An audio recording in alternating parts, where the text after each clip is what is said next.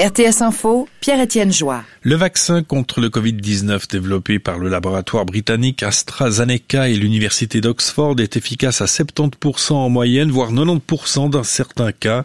AstraZeneca dit avancer rapidement dans la fabrication prévue de 3 milliards de doses qui seront disponibles en 2021.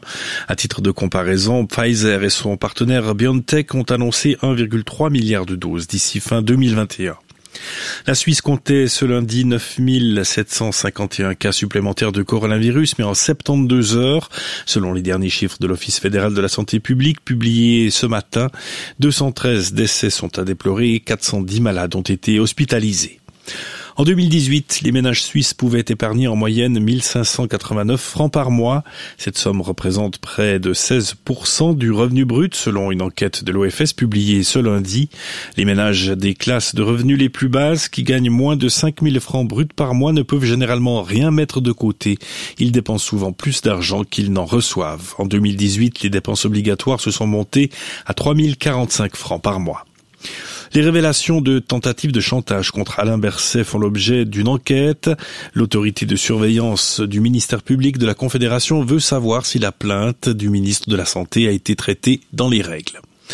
Le ralentissement industriel dû à la pandémie de Covid-19 n'a pas freiné l'augmentation record des concentrations de CO2. L'Organisation météorologique mondiale indique aujourd'hui que la concentration de dioxyde de carbone dans l'atmosphère a brutalement augmenté en 2019 et la hausse s'est poursuivie en 2020. La baisse des émissions liées au confinement ne représente qu'un petit point sur la courbe à long terme, indique l'OMM.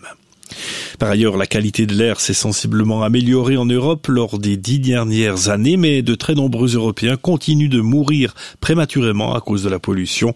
C'est ce que révèle l'Agence européenne de l'environnement dans un rapport.